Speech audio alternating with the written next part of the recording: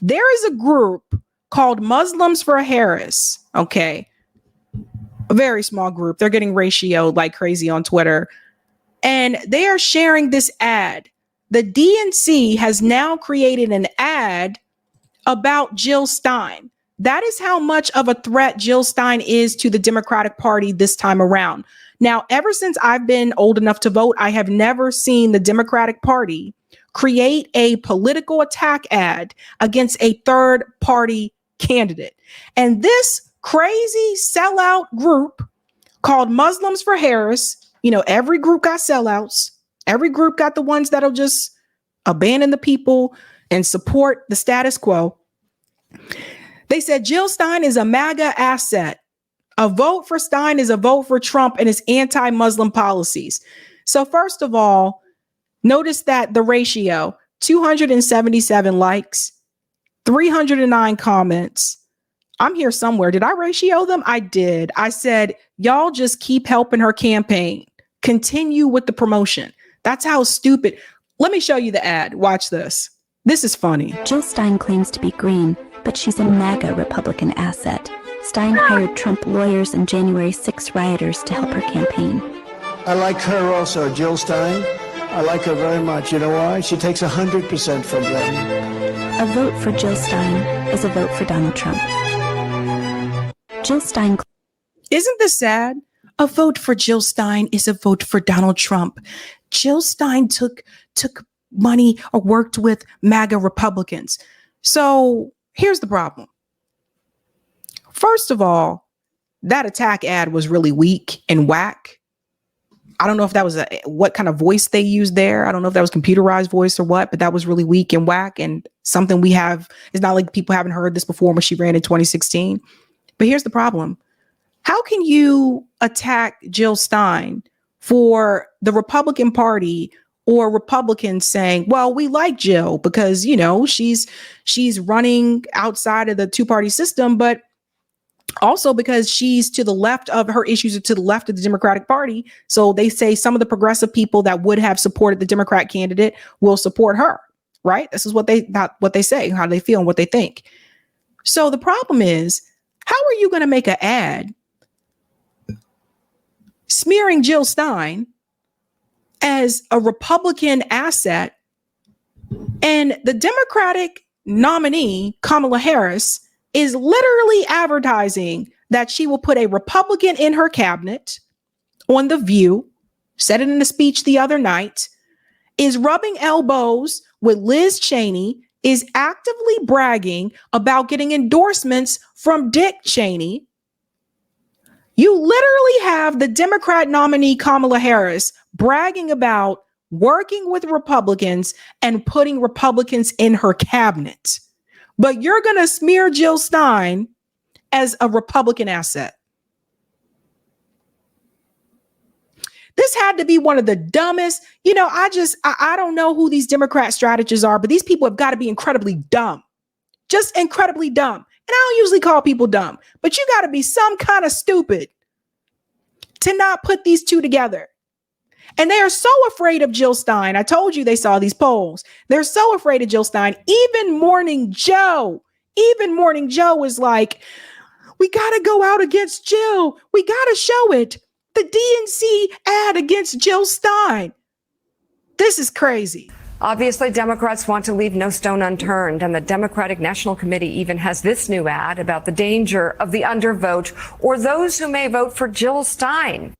The Democrat National Committee, remember, this is the same Jamie Harrison, who's the chair of the DNC. Jamie Harrison is the same person that told Jill Stein a couple of weeks ago that her campaign wasn't serious. So if her campaign isn't serious, why do you need to make attack ads against her? I don't remember the DNC making attack ads against third-party candidates before. Do you? It's because Kamala Harris is losing Muslim voter support, Black voter support, Latino voter support. She's behind her predecessors with these particular groups.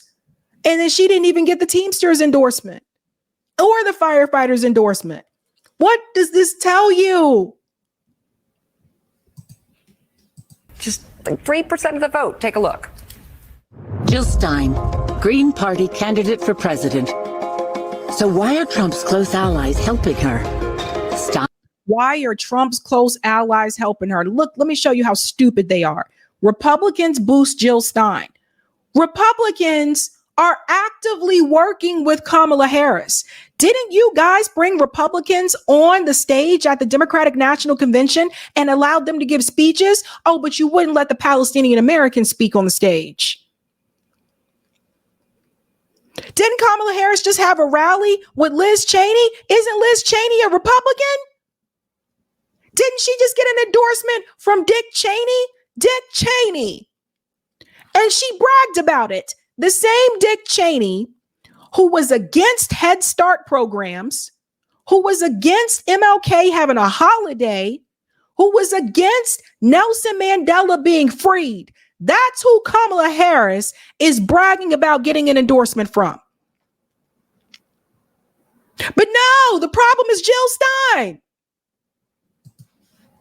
Stein was key to Trump's 2016 wins in battleground states.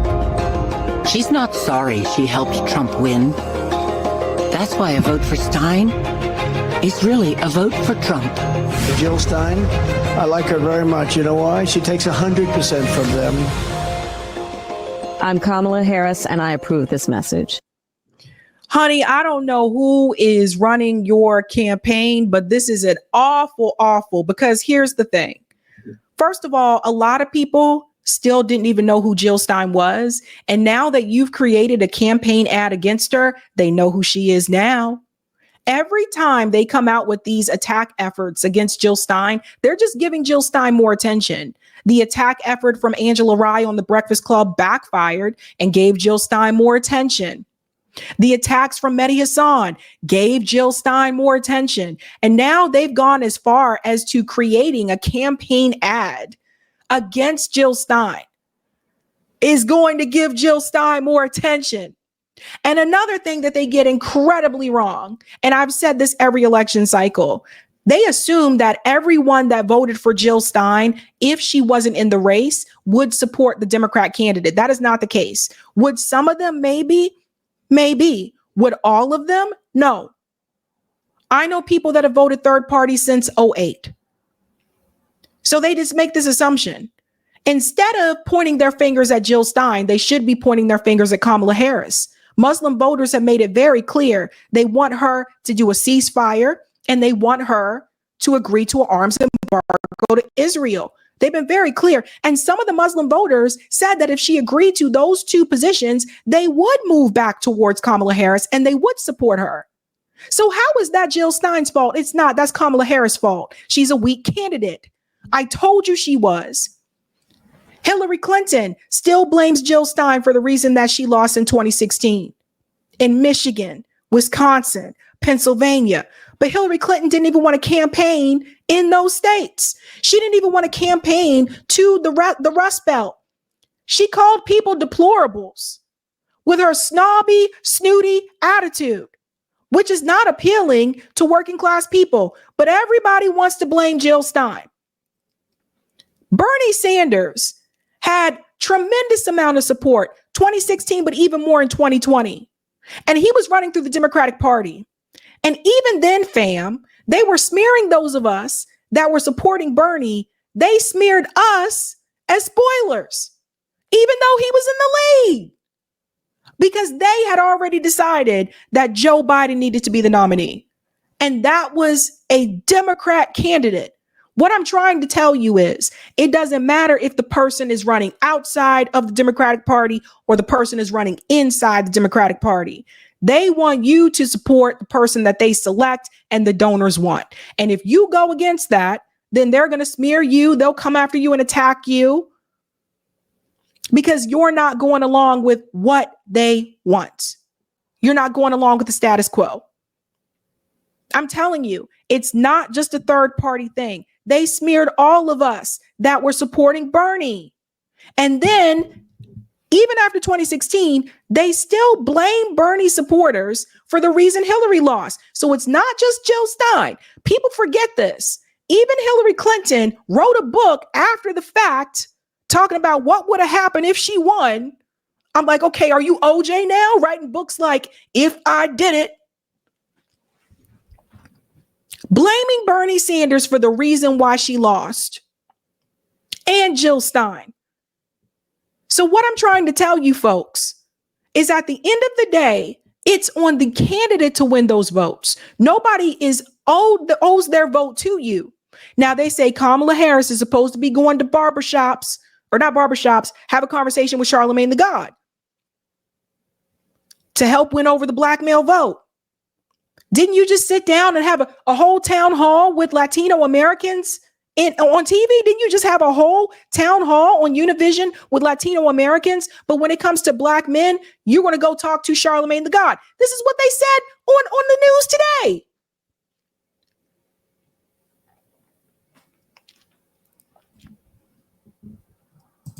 Get ready for it, folks. So sure, offer up all the ideas of what more Harris could be doing in these few remaining days before the election. At the same time, it's actually you, the American voter, who needs to step up. Obviously. Oh, it's on us. See, look, we have to step up. No, it's never on the candidate that you guys just put in front of us. And continue saying this, guys. Continue saying nobody voted for Kamala Harris and the 2024 Democrat primary. I will continue saying that. Let me show you why else they're crazy. This Nevada poll. I shared this today. Watch this. Check this out. This new New York Times poll that was released today shows that Kamala Harris and Donald Trump are now tied in Nevada. Tied in Nevada. So there's an RCP poll that shows that Donald Trump has jumped ahead of Kamala in Nevada. 48.2% for Trump, 40% for Harris. I would still call that a tie. But you can see here, it shows that he might be just a little bit above her with the RCP poll. The New York Times poll says that they're tied. So let me ask you a question, fam. Jill Stein is not on the ballot in Nevada. The Democratic Party removed her from the ballot in Nevada. Now, she tried to fight to get back on it, and she explained the story that they gave them the wrong paperwork, etc. She tried to take this all the way up to the Supreme Court. So she was really fighting to try to get on that ballot there. But Jill Stein is not on the ballot in Nevada. So now that I've told you that, why is it that Kamala Harris is no longer in the lead in Nevada? She was leading in Nevada for a couple of weeks, actually, and Trump was behind her. Now they are tied. So if they're tied in Nevada,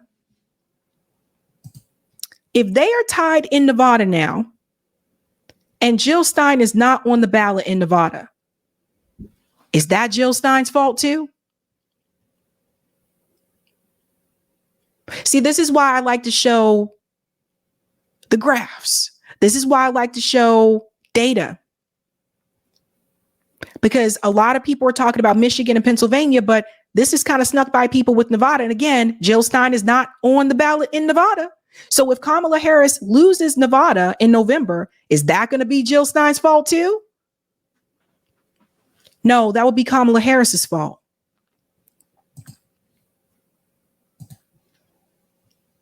We tried to tell you. Common dreams. Shout out to Jake Johnson. Progressive issue warning to Kamala Harris. Break with Biden on Gaza now. Just want to highlight this part right about here. He talks about the Quinnipiac poll, which I showed last night. But Jake Zogby, president of the Arab American Institute, said, if you want people to vote for you, you got to give them a reason. This is what he said to the Harris team, right? They don't seem to care enough about the Arab American vote to do something to get it. And then I want you to hear this part here. Many of the constituents are Lebanese who have deep attachments to Palestinians, arguing that Israel's escalation in Lebanon will either put an exclamation point on the outrage or depression, causing them either not to vote or flip and vote elsewhere. So again, She was warned over and over again. And I want to read you this. Now, someone reached out to me and sent this to me via email. I put it on Google Doc because to hide privacy, I don't want you to see this person's email or their name or any of that. But I want you guys to hear this. They gave me permission to share this on the show because this says something. Hi, I watched your show about Harris losing Michigan due to Arab Americans, and you are 100% right. I am Arab American and a hate crime victim in Pennsylvania. My case was actually the first in the Eastern District in Pennsylvania in 2008. I'm also a registered Democrat for many years. So this person is a Democrat. I sent many emails and calls trying to reach the Harris campaign with no response. It is impossible for any official that I elected or someone to respond to me. I called the local DNC and shared my concerns with them and basically was told, we know what we're doing, and hung up. So do you see how they're being treated? I had told them that they are losing the Arab American vote to Jill Stein and some to Trump. And instead of going on Howard Stern or Gen Z YouTube person, she should have gone onto a telecast with our leaders showing support, or let us speak at the DNC. I told them as a hate crime survivor, I fear Donald Trump. They basically told me indirectly to go away. So you see, again, Arab American voter, registered Democrat. Is this Jill Stein's fault? We're going to make that a slogan. We're going to make that a slogan by the end of the night. I'm telling you. Goes on to say here, below is the letter I sent to Harris 3 weeks ago without any response or acknowledgement. Dear VP Harris, I hope you actually get a chance to read my message. I'm Arab American and a hate crime survivor. In fact, my case was the first in the Eastern District in PA to get to court. I also have spoken out over the years on hate crimes and its effect on communities. You can Google the name. Let me go forward. Sorry. Thought I put that part out. Sadly, no American politician understands how the Arab American vote is casted. We vote on policy in the United States, obviously, but we also vote on foreign policy affecting our heritage and sisters in Palestine. We feel our blood does not matter. Genocide happens frequently and not only during World War II. I have many Jewish friends who also feel the same way. The genocide must end. We feel that our taxes should not fund it either. I am worried that you will not secure PA, which we have a huge population here of Arab Americans, and Michigan. So you see, it's not just Michigan, it's also Pennsylvania, right? If I may, I will outline some ideas that will help your campaign. First, do not allow AIPAC or other special interest groups dictate you. Be true as I see you have it within yourself. Second, show the voters that you are you. You do not have blood on your hands. Do something for Palestinians now, not when you get elected.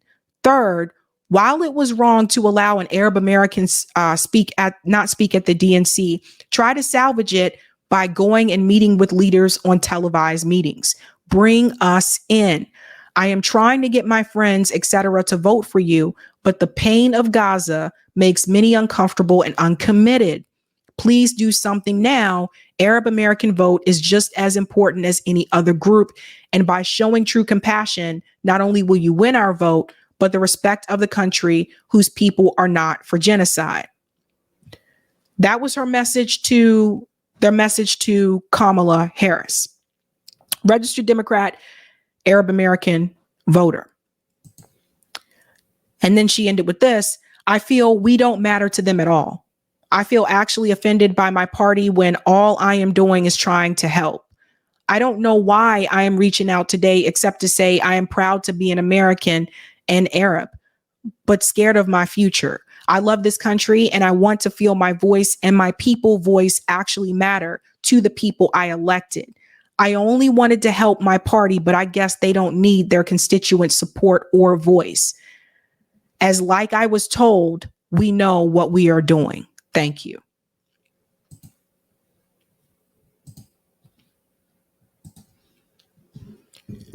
Is that Jill Stein's fault?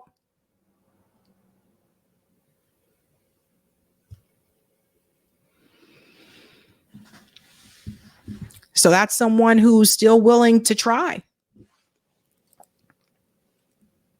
And the Democratic Party is just like, whatever. To tell Arab Americans who are particularly considering the genocide, to tell them, we know what we're doing, and just brush them off and hang up on them,